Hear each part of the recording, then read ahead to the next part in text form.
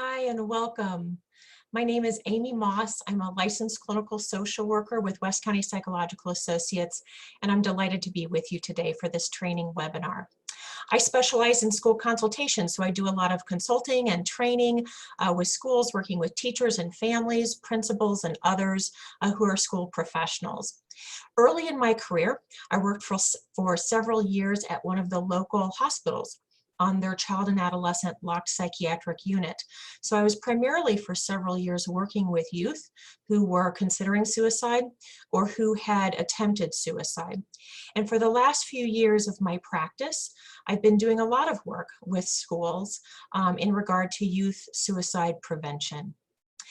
The webinar that you're about to watch is appropriate for all school staff members. We're going to be talking today about the scope of the problem of youth suicide.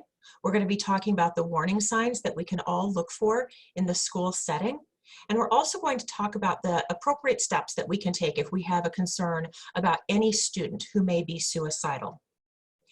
Before we start today, though, I want to take just a quick moment to talk about terminology. We want to make sure that we're not using outdated language. When we use the term committed suicide, for example, committed suicide is a holdover term from a time when suicide was considered a crime. One committed suicide the way one committed armed robbery. They were both considered criminal acts. So today, obviously, we don't want to use that terminology. So instead, we might say that a person died from suicide or completed suicide. We also want to make sure that we're not using terms like successful suicide or unsuccessful suicide attempt, because obviously we know that no suicide is successful. Let's start with some statistics so that we understand the scope of the problem today.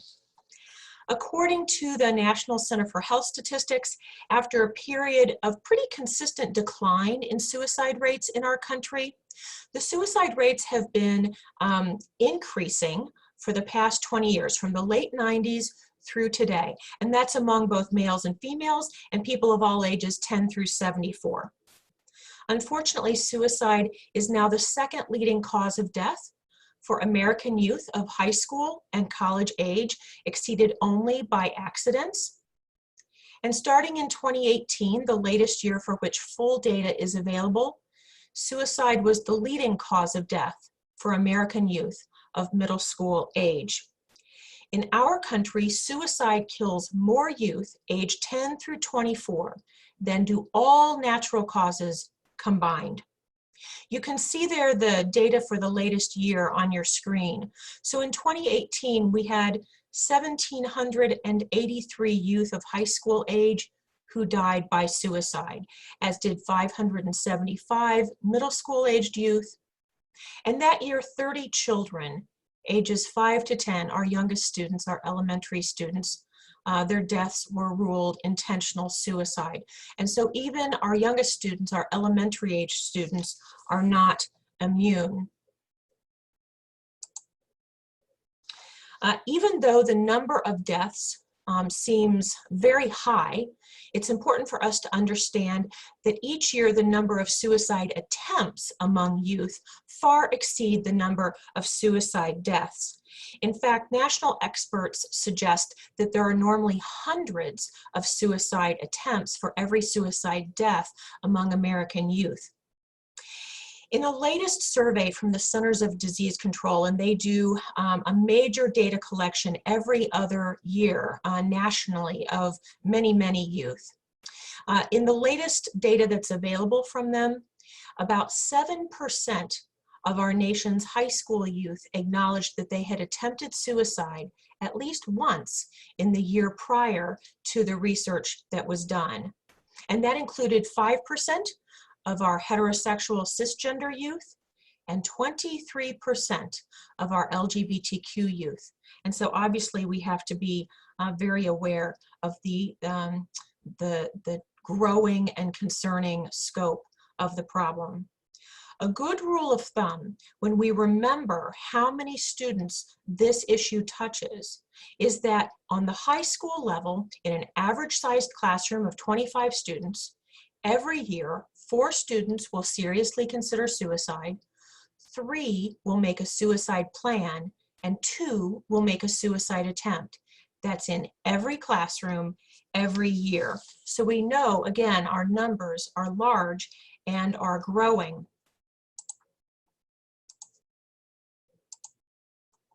I'd like for us to think about some important facts that we all need to know about youth suicide and youth suicide prevention. I'm going to make a few statements. You can see them there on your screen, and I want you to think about whether or not you think that they are true or false. If you're watching this webinar, this video with a group, you might consider, if you have a little time, pausing the playback and discussing together whether or not you think the statement is true. So the first one there, talking to adolescents about suicide increases suicide risk. Is that true or false? What do you think?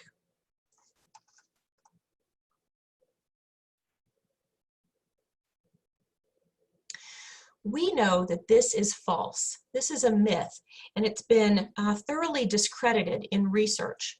So it's safe for us to educate our students about suicide prevention, about the resources that are available to them, and about what to do if they have concerns about themselves and their friends. We know it's safe to do this because when we've educated students on these issues, the suicide rate among youth does not increase. In fact, it goes down. It's important for us to understand that we can never plant the thought of suicide in a student's mind by asking them if they're thinking about suicide. So it's safe for us to educate students about suicide, and it's safe for our school mental health professionals to talk to students who may be at risk for suicide and ask them about their thoughts and their plans. So let's look at the next one there on your page, on your screen. Adolescents who talk about suicide just want attention and are not at risk. Do you think that that's true or false? I'll give you a second to think or discuss.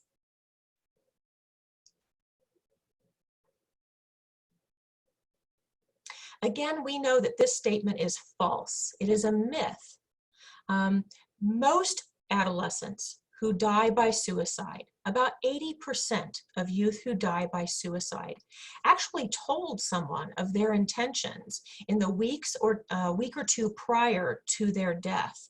And so it's imperative, it's extremely important that when a youth talks about suicide, threatens suicide, says that they're thinking about attempting suicide, or it shows any of the warning signs that we're going to go over later in our time today, that we take that very seriously and that we don't assume that they're just wanting attention or wanting drama.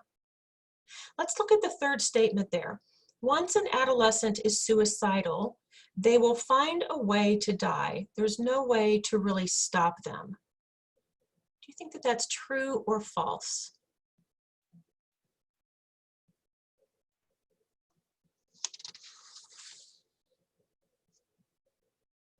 We know that this statement is also false.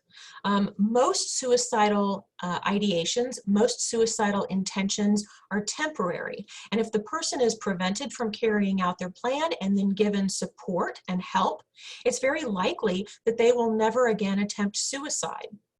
Nationwide, about 7% of individuals who attempt suicide once will go on at some point to end their lives by suicide. But 70% of individuals who attempt suicide will never attempt suicide again, which shows that suicidal crisis is often very short-lived.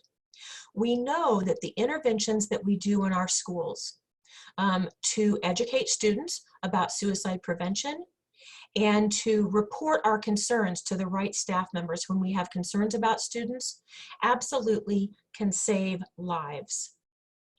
Let's look at that last statement there on your screen. Many students who attempt suicide do so impulsively after a triggering situation. Do you think that's true or false? I'll give you a second to think.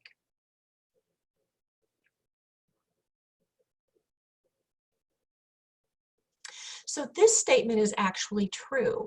We know that in America, about 50% of youth suicide is considered impulsive after a triggering situation, something like a romantic breakup or a bad grade, getting in big trouble, maybe a family argument.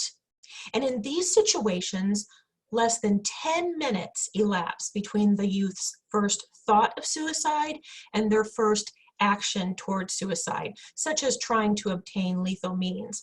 Obviously, this means in these impulsive situations, access to lethal means becomes the determining factor for safety for that particular youth.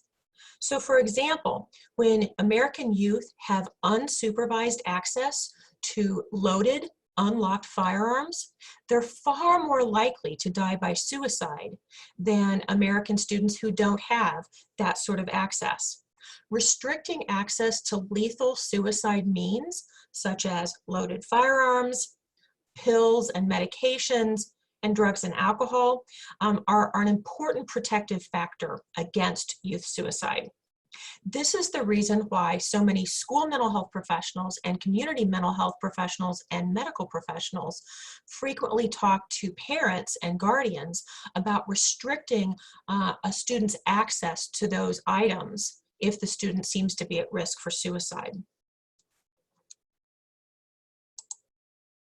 I'd like for us to talk for just a few minutes about warning signs. What are the warning signs, particularly the ones that we can see in the school setting, that we should be on the lookout for that tell us that a student could be at risk for suicide? Warning signs are the things that let us know that suicide could be imminent. This is something that we need to be working against immediately. Think about the warning signs for a heart attack. If someone has some warning signs that they're having a heart attack, they may be having chest pain, they may be having difficulty breathing, they may have chest tightness or feel like their chest is very heavy, they may have pain running down one arm or pain in the center of their back. Those are heart attack warning signs. Well, there are warning signs for youth suicide too. And when we see those warning signs, we should never, ever assume, again, that a student just wants attention or just wants drama. We should always take these warning signs seriously. Even if the student is 6 or 7 years old, we take these seriously. Even if the student has made a lot of suicidal threats or attempts before, we take these seriously. Even if the student involved is an athletic star and seems to have a terrific family and great grades and everything going for them, we still take this seriously. Remember, 80% of youth in America who die by suicide told someone of their intentions in the week or two prior to their death. So it's vitally important that we take these warning signs seriously.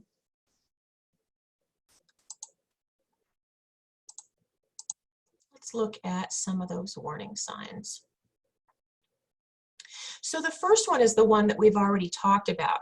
It's the most important, most critical warning sign there is, and that is threatening suicide with their family or friends or classmates in person or online.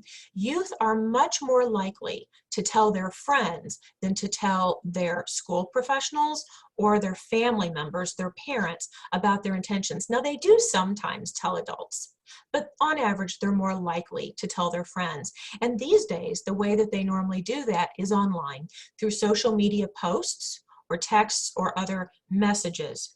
So when we have a student come to us at school concerned about a classmate or a peer and wanting to show us their posts or things that they're putting on social media that make them concerned, we should take that as a very serious warning sign for that student's safety. Next warning sign there on your list, writing or drawing about suicide. Our English teachers, our art teachers are very important gatekeepers in this regard, because oftentimes when a student is thinking about suicide, this comes out in their artwork or in their writing. Writing a suicide note, suicide plan, will, or letter of goodbye. Anytime we find a student with these sort of materials, it's absolutely vital that we don't allow them to make the excuse of, I was just joking, I was just kidding around, I wasn't being serious. We have to take it very seriously when students are found with these sort of materials or when they're reported to us by a classmate. And we need to follow the policies that we're going to be talking about here in just a moment to make sure that that student is kept safe. Next one there on your list, focusing on suicidal death in media. So when students focus on suicide in their TV and movie consumption, with their books, with their online social media groups, in comic books and other media that they consume, that's a warning sign. Making suicidal statements like expressing a wish to die, or saying that they're a burden on their family or a burden on their friend, referencing being dead soon, joking about dying, saying that they would be better off dead. Those sort of statements that are hopeless are absolutely a warning sign. Sometimes school staff members may overhear a student making those sort of statements. For example, maybe you're standing by your classroom, or you're driving the school bus, or you're doing your job in the lunchroom, and you hear a student making those sort of comments to a classmate or to a friend. Even statements that you just overhear casually in passing could be the vital information that we need to save that student's life. And so always report those concerns the way that we're going to talk about here in just a few minutes. The last few warning signs there on your page, giving away important possessions. Individuals who are considering suicide often do give away possessions that they consider important. Sometimes for students, these are items that you or I as adults may not think about as being particularly valuable, but they are to them. Increased use of alcohol or drugs, or increased risk-taking. Sometimes individuals who are considering suicide start to appear very reckless, as if they don't even care about their own safety. Or even if they haven't used drugs or alcohol in the past, sometimes they start using those substances as they start to consider ending their own life. And then last but not least there on your list, researching methods of suicide or seeking access to lethal means. Seeking access to firearms, to ropes or cords, or being found with other means such as bottles of Tylenol or pain pills or sleeping pills are absolutely warning signs. And so when we have heard or seen that a student is trying to gain access to lethal means of suicide, that's one of those warning signs that we should take very seriously. School mental health professionals who have the most training, the most education in identifying youth at risk for suicide, unfortunately, are not the people who are most likely to come into all the students in a school every day, come into contact with all the school's students in a school every day. And so the school professionals who are coming into contact with more students on a daily basis must assume responsibility for identifying and referring those students who are at risk for suicide. And this is called being a gatekeeper. You could see it there on your slide. A gatekeeper is someone who identifies students who might be at risk for suicide and who knows how to connect those students with appropriate school resources. Every school staff member is a gatekeeper. And so every single person watching this training webinar is a gatekeeper today. Be aware, and this is important, it is not the role of the vast majority of us. It is not the role of most gatekeepers to assess if a student is at suicidal risk. That's going to be the job normally of your school mental health professionals, your school counselor, crisis counselor, social worker, psychologist, or others. Instead, the majority of us as gatekeepers, our role is to watch for those warning signs that a student may be at risk, and then report all of our concerns to the appropriate school professionals immediately. Gatekeeper training there on your page, the training of all school staff to increase their awareness and knowledge of the warning signs for youth suicide, and to learn skills to respond effectively when they are concerned that a student may feel suicidal. That's what we're doing today. So how do we identify students who may be at risk? We know that it's our job as gatekeepers, all of us, to know those warning signs and to watch, listen, read for students who may be at risk for suicide, and then to report those students to the appropriate people. So how do we identify those students? So we're going to consider, what can we see, what can we hear, and what might we read about with or from a student when it comes to looking for those warning signs. So we're going to start with the warning signs that we can see. You can see there some examples. This is not a complete list, and after we go through them, I'm going to challenge you to think of maybe a couple of other things that you could add to this list, but these are just some examples. What warning signs can we see? So the first one, there's social withdrawal. We know that suicidal students often withdraw socially from friends and family. Sometimes this is because they're depressed and they don't have the energy to engage as actively anymore. Sometimes it's because, you know, they feel like they're a burden to their friends or to their family. And sometimes it's because they don't want their friends or family to find out about their plans for suicide. The social withdrawal is pretty common. Self-injury is another warning sign that we can see.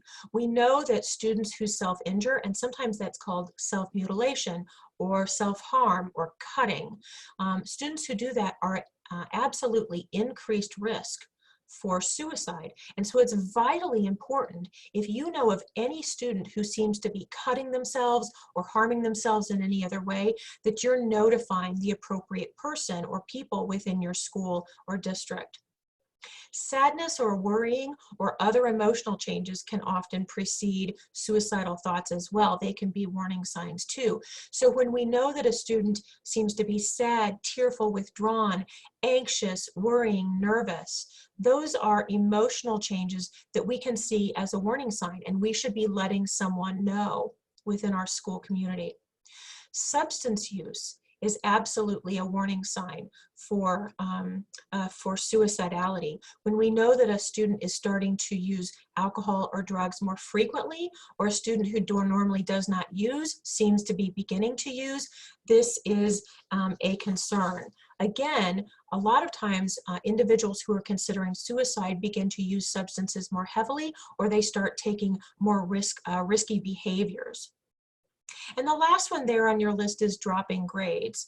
We know that suicidal students often start to have a drop in their grades. Not always, not always. None of these are always. But oftentimes you'll see some changes in a child's grades. Sometimes that's just because of the depression or the sadness that they're going through. I'm going to give you just a quick moment to think, what else might you put on this list? What are the other things that you can see as far as warning signs that a student may be at risk? If you're watching this with a group, I would encourage you to maybe pause playback and discuss it for a moment before you go on.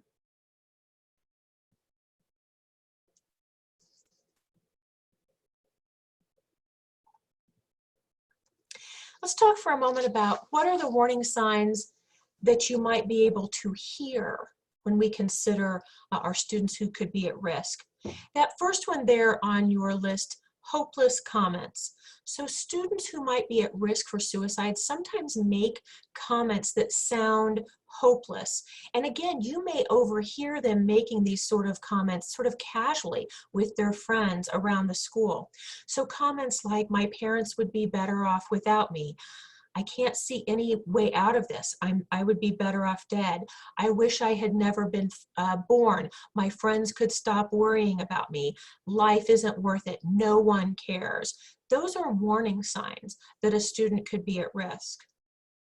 Bullying is the next thing there on your list of warning signs that you might hear.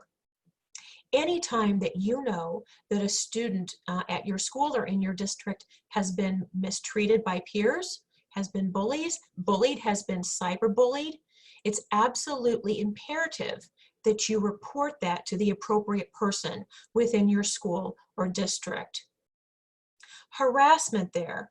For example, hearing that a student is being called gay, or knowing that a student was outed about their sexuality against their wishes, or any other form of harassment would be a warning sign that we should make sure to let someone know about. And then last but not least, what we might hear, a student threatening suicide. Again, the majority of students who die by suicide, who complete suicide, told someone about their intentions a week or two prior to their death. And so when we hear a student talking about suicide, talking about considering a suicide attempt, it's vitally important that we share that with the people in our school or district that we're supposed to make these reports to. Last but not least, what warning signs can you read as a gatekeeper? So again, this is not a complete list, but it's just some ideas for you to think about. And then if you'd like to, you can pause and discuss if you're in a group and you have some more ideas. So what you might see, suicide in writings. So again, students who are considering suicide, sometimes this comes out in their written work, in their academic work, their artwork. And so those teachers who have those subjects should definitely report to the appropriate people if they see that sort of information in their students' writing. Sometimes I find that teachers say, you know, I don't know if they're writing this story about a suicidal youth just in a purely fictional way, or if they really are projecting how they feel into the character. Well, the good news is it isn't your job to have to make that determination. Anytime you see concerns in a student's writing or other written academic work or artwork, you should definitely simply make that report to the appropriate person, and they can find out if there's a concern going on. We might read that if a student writes a suicide note, a will, a letter of amends, a letter of goodbye, and again, we can never accept a student's excuse that they were just joking around or kidding, or that they didn't really mean it if we find those sort of materials with a student.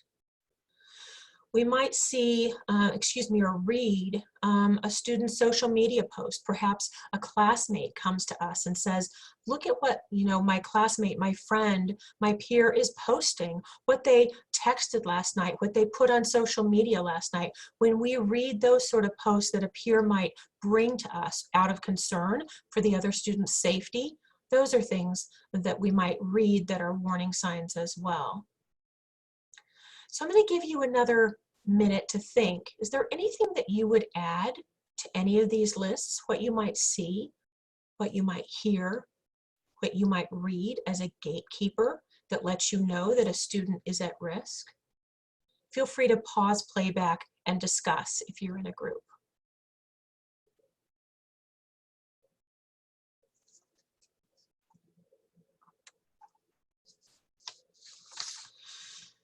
So what do we say or not say when a student may be suicidal? If a student ever shares with you that they're thinking about suicide, you can respond with any of the statements that are on your screen. Something like, I'm so sorry you're feeling this way. Now let's get you help so that you can feel better. Or, I'm so glad that you trusted me with this information. Nothing is more important than getting you the help that you need.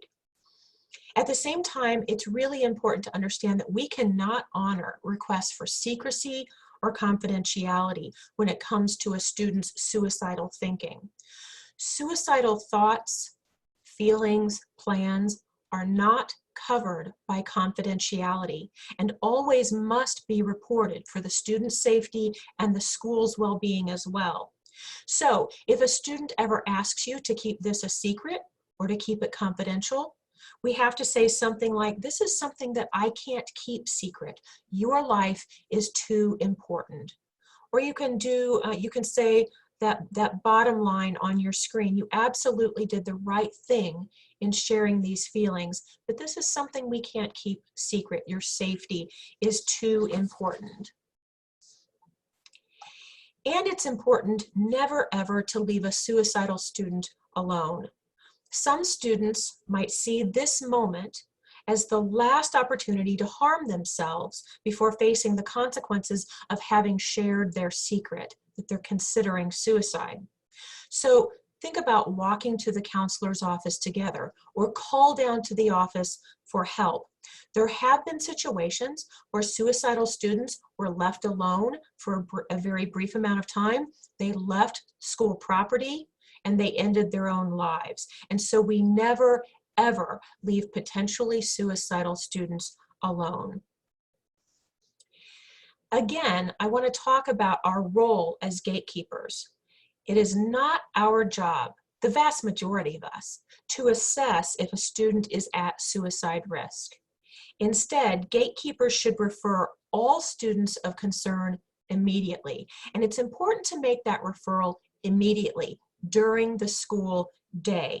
When we wait for the end of the school day and students leave our campus, we no longer know if we can keep them safe. We may not have access to them. We may not be able to reach them or their parents. And so reporting during the school day is vitally important. We have the student present at school, and we can guarantee their safety for the time being if we need to. So of course, never wait for the next day or for the next staff meeting or the next care team meeting to express your concerns. In many schools, the person to whom you should make these types of reports is the school counselor, crisis counselor, social worker, school psychologist, nurse, or administrator. If you are watching this recording by yourself, when it's completed, I want you to make certain that you find out who exactly in your school or your school district you should make these sort of reports of concern to. If you're watching in a group, I'd like for you to pause recording briefly now and make sure that everyone in your group knows exactly who to give those reports of concern to. Give names, be specific.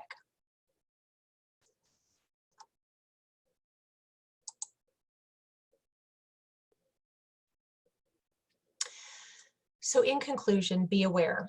School mental health professionals and school administrators have very clear policies and procedures for what to do in these situations once they've had a report made to them. So for example, these procedures could include notifying parents, assessing for the student's safety, and considering whether or not the student needs to be assessed further, like by a doctor or a hospital.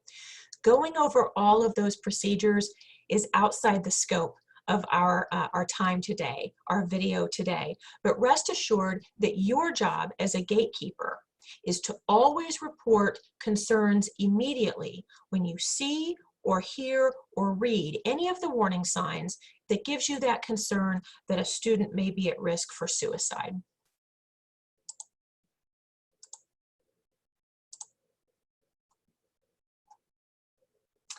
I thank you for watching this training video and for taking your job as a school gatekeeper very seriously. To be honest, we may never know how many lives are saved by our school's suicide awareness and prevention efforts, but they're vitally important that we engage in them. I hope that you and your loved ones and your entire school community have a very safe, happy, and healthy school year.